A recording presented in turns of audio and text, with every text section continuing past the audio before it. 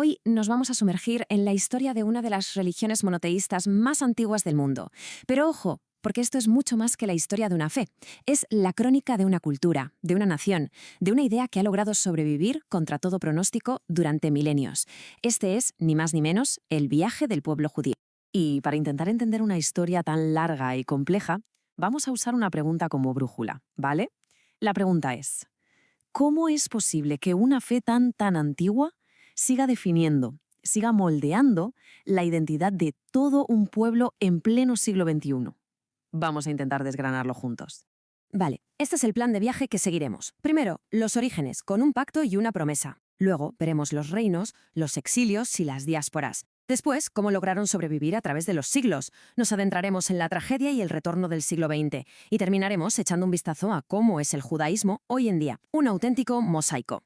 Pues venga, empezamos por el principio de todo. Y para eso, nuestro viaje nos lleva a la mismísima cuna de la civilización, la antigua Mesopotamia, lo que hoy sería Irak. Es aquí donde arranca esta historia. Y claro, el protagonista de este origen es Abraham. Según la Torá, que son los 5 primeros libros de la Biblia hebrea, Dios le hace una promesa que lo va a cambiar todo.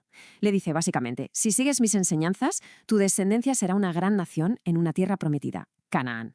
Y este pacto, esta promesa, no es solo la piedra angular del judaísmo, es que va a tener un eco tremendo en el cristianismo y en el islam también. Bueno, y esta promesa no se queda en Abraham, claro. Se va transmitiendo de padres a hijos, de Abraham a su hijo Isaac y de Isaac a su hijo Jacob. Y aquí llega un momento clave, porque los 12 hijos de Jacob son considerados los fundadores de las 12 tribus originales de Israel.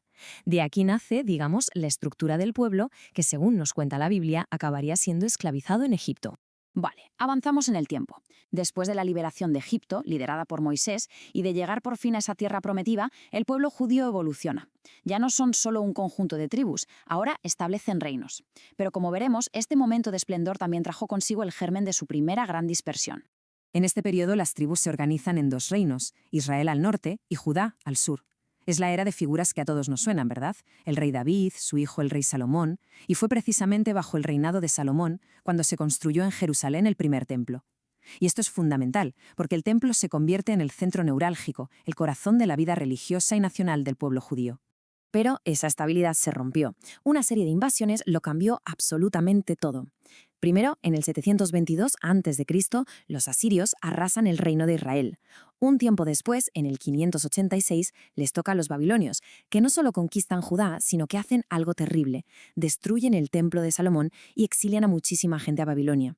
Y la puntilla llega siglos más tarde, en el año 70, cuando el Imperio Romano destruye el segundo templo. Este es el inicio de la Gran Diáspora. Imaginemos lo que significa. Durante casi 2000 años, el pueblo judío va a vivir disperso, sin una patria. Y claro, esto nos lleva a una pregunta que es fascinante. ¿Cómo sobrevive una cultura, una identidad, sin un lugar físico? ¿Sin un estado, sin su templo, que era el centro de todo? Pues la respuesta está en una capacidad de adaptación asombrosa y sobre todo en la fuerza de sus textos y tradiciones. Aquí tenemos la clave de esa supervivencia. Sin un templo de piedra, el judaísmo tuvo que reinventarse. Se convirtió en lo que algunos llaman una patria portátil, una patria que se podía llevar a cualquier lado porque estaba en sus textos. Alrededor del año 200, toda la ley oral se pone por escrito en la Mishnah, que es la base del Talmud.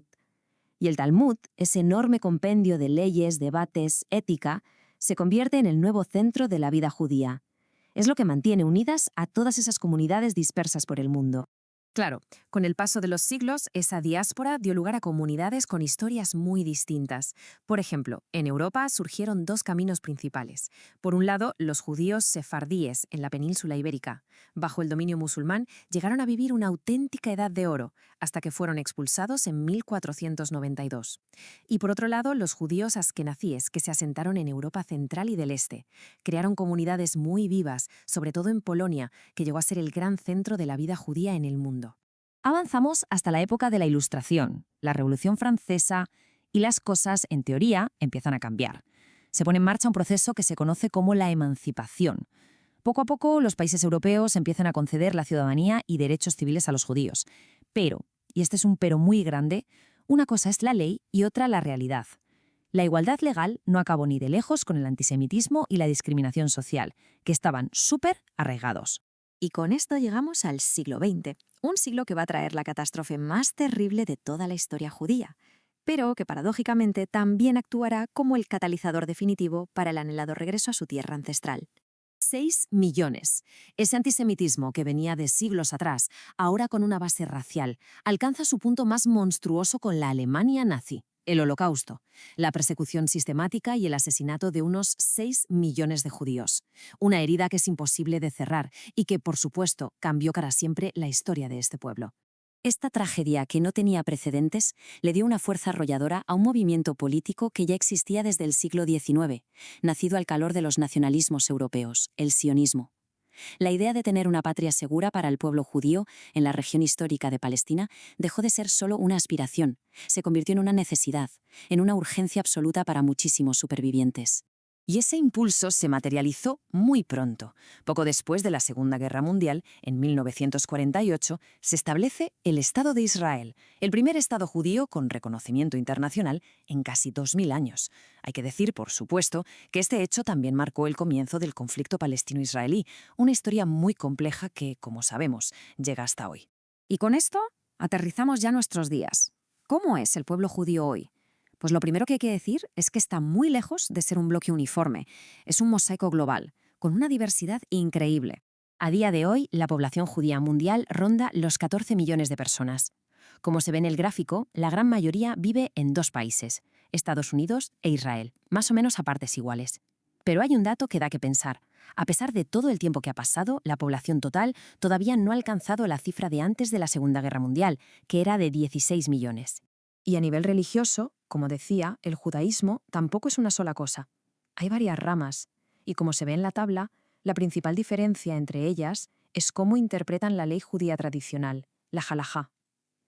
Por un lado está el judaísmo ortodoxo, que es el más riguroso, y por el otro el progresista, que tiene una visión mucho más moderna, muy influida por las ideas de la Ilustración. Y más allá de la religión, también hay divisiones étnicas, que son el resultado de esos siglos de diáspora. Los tres grupos principales son los askenasíes, que vienen de Europa central y del este, los sefardíes, que son los descendientes de los judíos de España y Portugal, y los mirrajayas, que tienen sus raíces en las antiguas comunidades de Oriente Medio y el norte de África. Y así, después de este viaje tan largo, volvemos a la pregunta con la que empezamos. Después de ver los pactos, los reinos, los exilios y los regresos, una cosa queda clara. Ser judío hoy es una identidad con muchísimas caras. Y eso nos deja con la pregunta final, la que queda en el aire. En el siglo XXI, ¿qué es lo que más define al judaísmo? ¿La religión? ¿La cultura? ¿La idea de nación? Es una pregunta muy compleja para un pueblo que ha demostrado una y otra vez una capacidad de resistencia y de reinventarse a sí mismo que es sencillamente extraordinaria.